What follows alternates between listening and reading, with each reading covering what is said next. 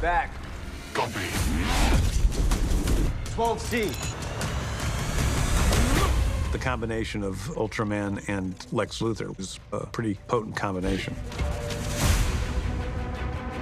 Ultraman in the comics is part of a crime syndicate who are evil versions of the Justice League. And Ultraman is the evil version of Superman. Our Ultraman is a little bit different. He's created by Lex Luthor. 18A. James just throws us into this world at like breakneck speed. Suddenly you're already in the midst of this huge action sequence with the hammer of Baravia, who is later revealed to be Ultraman. Your Superman has abandoned you! We meet Superman right smack dab in the middle of getting his ass kicked. 8H. Which is not where you expect to meet Superman. This is our battle station. Luthor's the master puppeteer of everything going on behind the scenes. Lex is so smart that he can look at any situation and foresee what your next move is going to be. 4014. When you combine Lex's intelligence with Ultraman's strength, he's able to beat the shit out of Superman.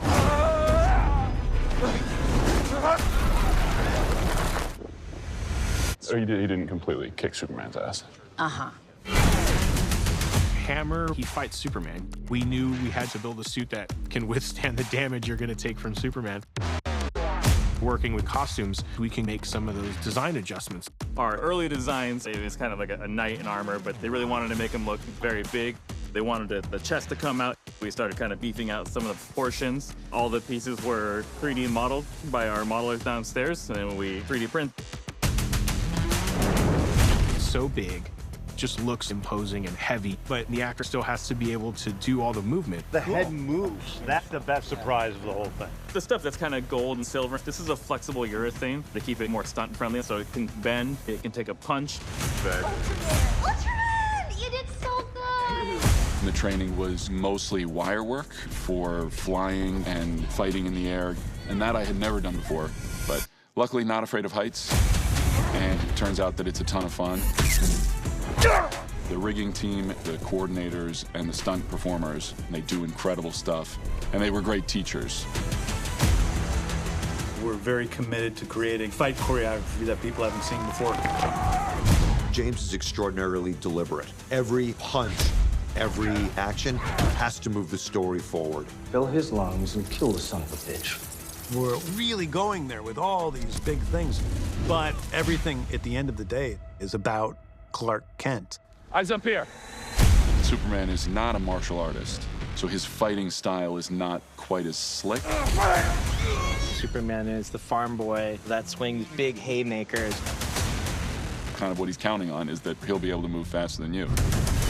With Ultraman, to make him different from Superman, we tried mixing in some Filipino martial arts, some silat, some boxing, something that gave him a different style. It's really been important to James to break expectations with the action and be messy, because real life is messy. So even when something happens unexpectedly that's imperfect, those often tend to be his favorite takes. In the end, Ultraman and Superman come face to face, and it all comes to a head. Once Ultraman reveals that he's a clone of Superman, we have a few shots in which we can see both of them at the same time. You had my DNA. That's right. We're kind of using every tool in our toolbox, doing split screens and some pretty complex face replacement work. So we shot everything twice.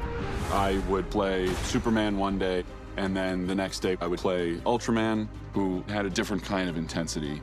The real challenge of that was stamina and exhaustion. It was definitely a level that I'd never pushed myself to before.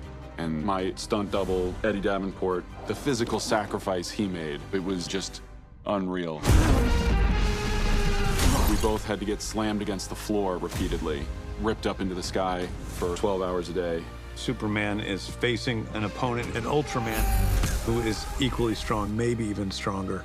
That opponent also has Lex Luthor, criminal mastermind, whispering in his ear. 22K! Superman is not making the world go backwards in time. He's not punching planets. He's very strong. He can lift a skyscraper, but he's not completely invulnerable and could be beaten if you had somebody strong enough against him. And in this movie, you do. Brain beats brawn! 1A!